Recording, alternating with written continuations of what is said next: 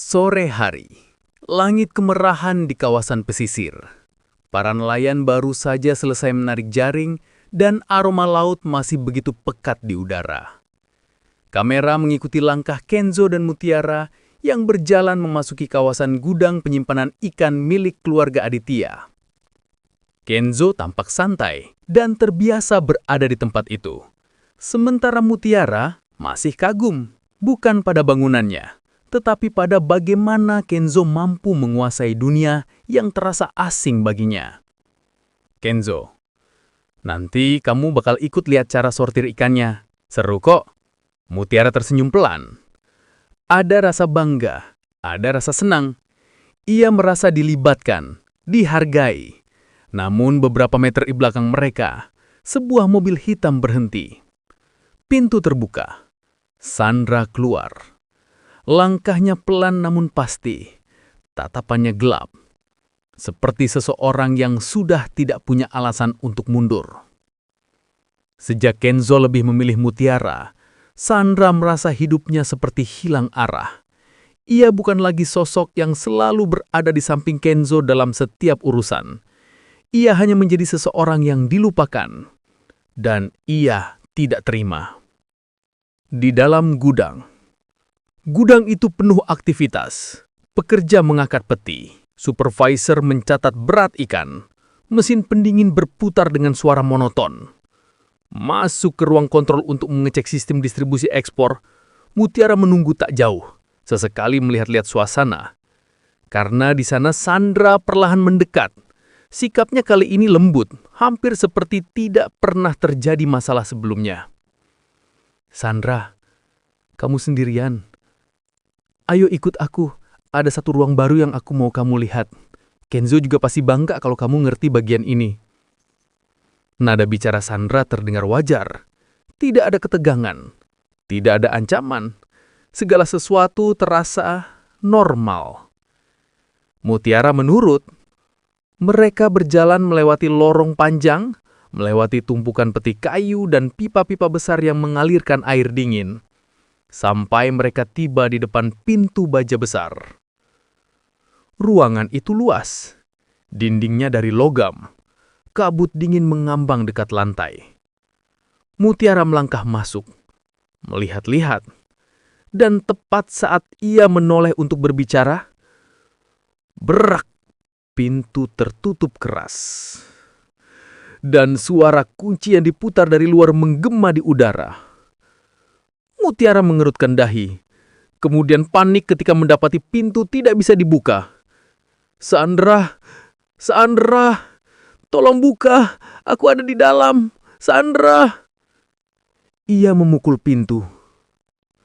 Berulang kali, namun ruangan itu kedap suara.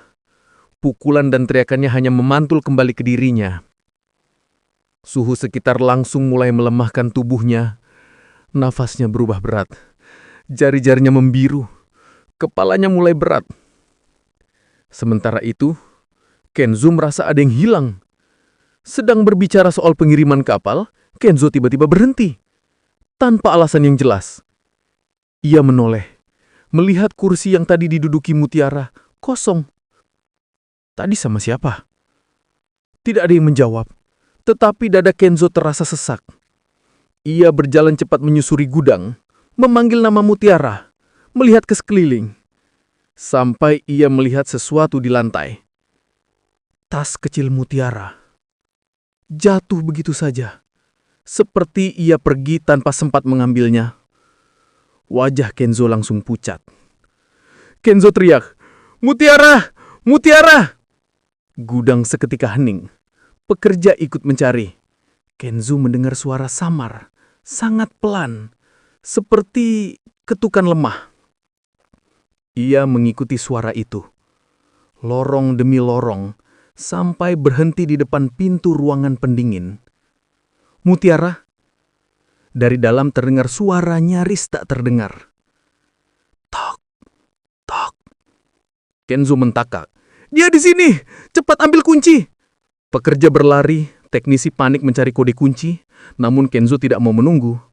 Ia memukul pintu itu. Seketika, Darah dari buku jarinya menetes ke lantai. Tapi ia terus memukul dan memukul. "Tahan sebentar, aku di sini, tolong bertahan." Akhirnya pintu berhasil dibuka, kabut dingin menyembur keluar. Dan di sana, Mutiara terbaring di lantai. Tubuhnya lemah, nafasnya tipis, matanya hampir tertutup. Kenzo langsung mengangkat tubuhnya. "Jangan tidur, dengar suaraku, lihat aku." Ia membawa Mutiara ke ruang pemanas, selimut diselimuti, air hangat diletakkan di tangan dan kakinya. Kenzo memeluknya erat seakan Mutiara bisa hilang kapan saja. Air mata jatuh berulang kali, terus dan terus. Dari balik tumpukan peti ikan, Sandra melihat semuanya. Tangan yang tadi yakin memutar kunci itu sekarang gemetar. Ia tidak menyangka Mutiara akan sampai selemah itu. Ia tidak menyangka ketakutan dalam dirinya bisa sebesar ini. Ia mundur perlahan, terpojok oleh dinding gudang, menangis tanpa suara. Karena kini ia tahu, tidak ada yang perlu memberitahu Kenzo bahwa dialah pelakunya. Kenzo hanya perlu melihat caranya gemetar untuk tahu segalanya. Dan hari itu, tanpa ada satu kata pun, Sandra sadar bahwa dirinya sudah kehilangan segalanya. Malam hari, di Cafe Aurel, Dikta dan Aurel sedang mempersiapkan panggung kecil untuk live music. Mereka tertawa kecil saat salah satu kabel tersangkut kursi. Dan tak jauh dari mereka, Ivan memperhatikan dalam diam. Raut wajahnya tidak marah, tidak cemburu membabi buta, namun penuh takut. Takut bahwa senyum Aurel kini sudah bukan untuknya lagi. Aurel sesekali menoleh. Mereka saling pandang sebentar. Tidak ada kata-kata. Namun keduanya tahu, sesuatu sedang berubah. Ending. Mutiara perlahan membuka mata. Matanya bertemu dengan mata Kenzo. Mutiara menangis. Kenzo mengusap pipinya dengan tangan yang masih bergetar. "Aku janji, aku tidak akan biarkan hal ini terjadi lagi. Aku akan cari siapa yang melakukan ini kepada kamu."